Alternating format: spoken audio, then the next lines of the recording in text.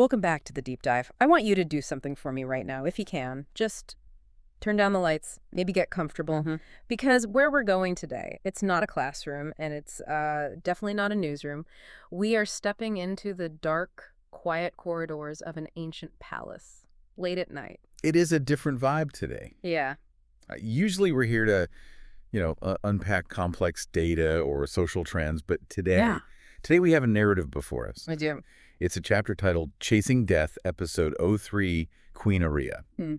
And our mission isn't just to analyze it. It's to take you, the listener, on a cinematic journey through it. Exactly. We are talking about the theater of the mind today. We're going to reconstruct a pivotal night in the life of Queen Ariyah. We're talking about a mother's grief that has lasted, 13 years? 13 years. A secret that could get everyone killed, and a midnight quest that feels like something out of a noir thriller set in ancient Egypt. And the stakes are just incredibly high. We have a cruel ruler, Zayn Malik. We have a lost prince. Right. And we have two women, a queen and her loyal maid, who are about to take a risk that, it just terrified me reading about it.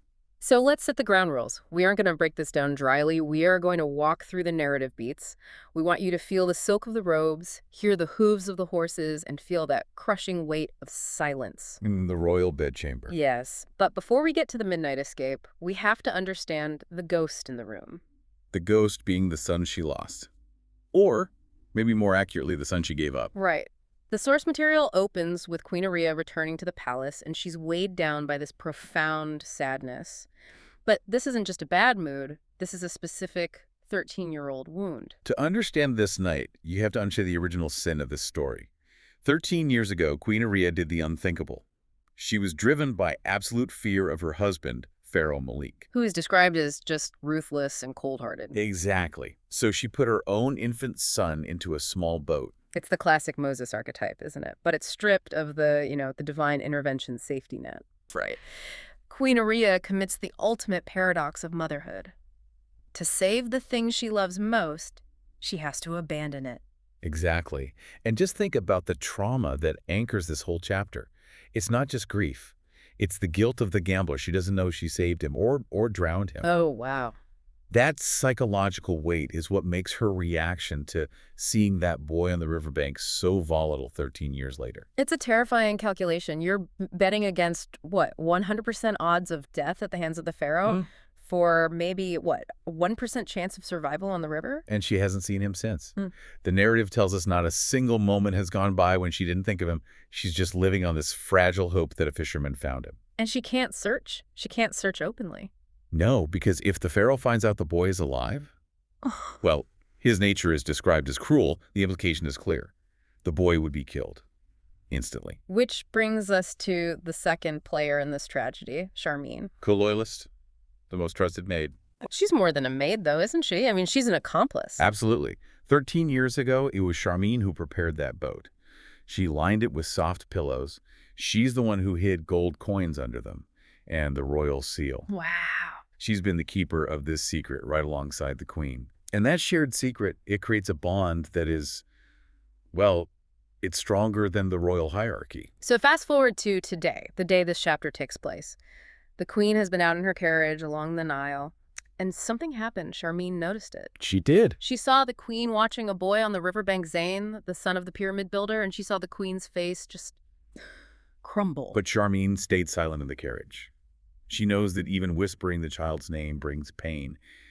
But that silence, it can't last forever. No, and it doesn't. We move into the bedchamber now. And I want to linger here because the atmosphere is just, it's suffocating. The queen dismisses everyone. Just her and Charmine. It's just them. Yep.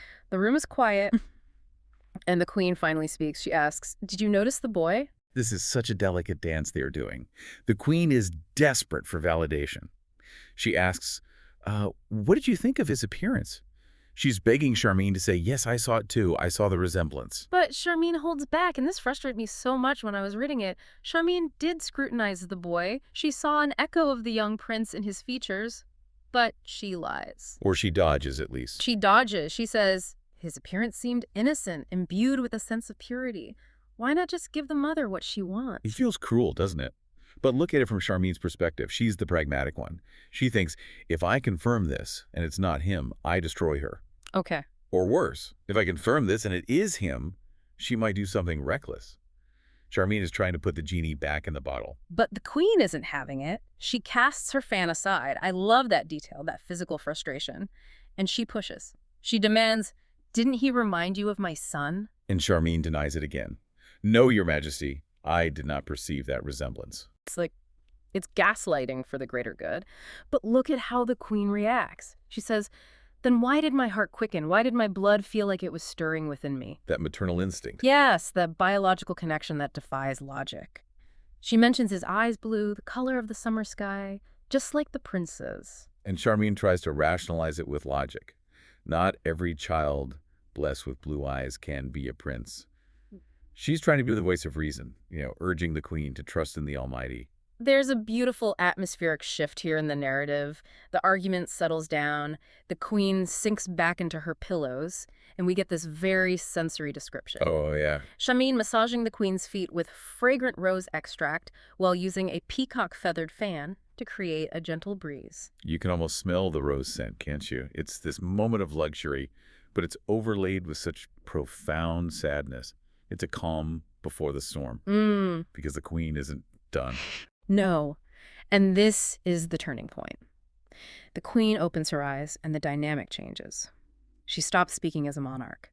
She says, "Not as your queen, but as a broken mother yearning for her lost child." Wow. That is a powerful distinction. She just strips away the titles. That is the moment the heist begins. It is. The queen has an epiphany. She remembers Saint Orion. Saint Orion, a holy man living by the riverbank in a humble hut. Apparently, years ago, he prophesied the prince was alive. Right. And the queen decides in that moment, I must go to him tonight. This is where the thriller element really kicks in. Yeah. Charmine is terrified. She says venturing there might not be wise. Because let's remember, if Pharaoh Malik catches them sneaking out to find the lost heir. It's death, plain and simple. This isn't a scolding, it's an execution. But the queen is immovable. She says she'll go alone if she has to. And Charmine, despite the knot of fear in her chest, says, "I will go with you." That loyalty is just... So the plan is set. It's midnight. The decision is made. But having the will to leave and actually getting out of a fortress like Pharaoh Malik's palace are two very different things. Oh, for sure. This is where the story pivots from a chamber drama into a stealth mission. A high-stakes stealth mission. Picture the visuals here. They conceal themselves from head to toe in black robes. They slip through a secret passage. Yeah, this isn't a royal procession. They are shadows moving through shadows. And waiting for them outside. An African guard with 2 magnificent black Arabian horses. We have to give credit to Charmine's competence here. She didn't just agree to go, she planned the logistics. She secured this guard's loyalty with a generous payment. And she even spun a cover story. Right, telling him the queen has headaches and needs medicinal herbs from the saint. She's covering their tracks before they even leave. Smart. Plausible deniability. I love the imagery of the ride. The narrative says the black horses seem to race the wind under an inky sky. They vanish into the night toward the Nile. It's the first time in the narrative the queen is actually free, right? She's out of the palace walls, racing toward the Nile. That physical speed, it mirrors her internal desperation. They are racing toward the truth. Or at least they hope they are. So they arrive at this grove of fig trees by the river. They leave the horses with the guard and walk to this humble hut. And this is where we meet Saint Orion. The description paints him as a man of profound virtue, no worldly desires. He's deep in prayer when they arrive. Now here is where it gets really interesting. This is the part that gave me chills. The saint sees them, and the narrative tells us, the audience, something the queen doesn't know. The dramatic irony. As soon as Saint Orion sees Queen Ariyah, he knows. He knows that the boy she saw, Zayn, living with the pyramid builder, is indeed the prince. He knows. He has the answer she has been agonizing over for 13 years. He could end her pain right now. But he doesn't. Wait, I have to stop you there. Because while I get the saving him part, isn't there a massive cruelty here? The saint knows. He sees this mother begging, and he decides, nope, I know better than you. Is that wisdom, or is that arrogance? That's the million-dollar question, isn't it? From a modern perspective, it looks like gaslighting. I know your son is alive, but I won't tell you where. Right. If I'm the queen, and I find out later he knew, I'm flipping that table. I'm burning the hut down. But you have to look at the stakes. The saint isn't operating on emotional logic. He's operating on survival logic. If Ariyah knows where the boy is, her face will show it. And if her face shows it, Malik sees it. so he is protecting her from herself. He resolves to keep the secret because it is not the opportune time. He fears that if she knows for sure, if she knows where he is, she'll be overcome by a mother's joy. She might slip up, she might confide in someone, and if that secret gets out... The Pharaoh kills the boy. Exactly. So the saint is making a brutal calculation. He is choosing to let the mother suffer the pain of separation so that she does not have to suffer the pain of his death. It's a heavy burden to carry. So the queen enters. She's respectful, desperate. She says, "I have come bearing the sorrow of my heart." She tells him about the boy at the river, about the blue eyes, about how her blood stirred. And she asks the ultimate question. Is he my son? Imagine sitting there as the saint. You know the truth. You see this woman begging. And what does he do? He says he will enter Al-Amijaz. Now, hold on. Al-Amijaz, Yeah. for those of us who haven't studied, Sufi metaphysics or Eastern mysticism, what exactly is happening here? Is he just thinking really hard? No, it's much more than that. It's not just meditation. It's like a fugue state or stepping between worlds. It implies a state of total spiritual absorption where the physical world falls away. Okay. He's essentially hacking into the spiritual Wi-Fi to locate the boy's soul. It's a heavy ritual, implying that the answer isn't in his memory. It's in the ether. So he closes his eyes. The room goes silent. The queen is trembling with anticipation. This is the moment. And when he opens his eyes, he gives her a half-truth, a merciful half-truth. He says, "Your prince will not return to you yet." But then when she begs to know if he is alive, he confirms it. He says, "Yes, your majesty, your prince is alive and flourishing in a very good place." That phrase, flourishing in a very good place, that is the balm she needed. It confirms her instinct was right without giving her the dangerous details. She asks immediately, "Where is he?" And he shuts it down. That knowledge I am not permitted to share at this moment. But he gives her a timeline, right? She asks how long she has to wait. A very short time. That's his promise. A very short time. It's vague, but it's hopeful. And you can feel the release in the narrative. A sliver of peace settles on her. She didn't get to hold him, but she knows he's out there. But the seed isn't over. And this next part really highlights the difference between the queen's world and the saint's world. The pain. Right. Charmian warns that dawn is breaking. Danger is approaching with the sun.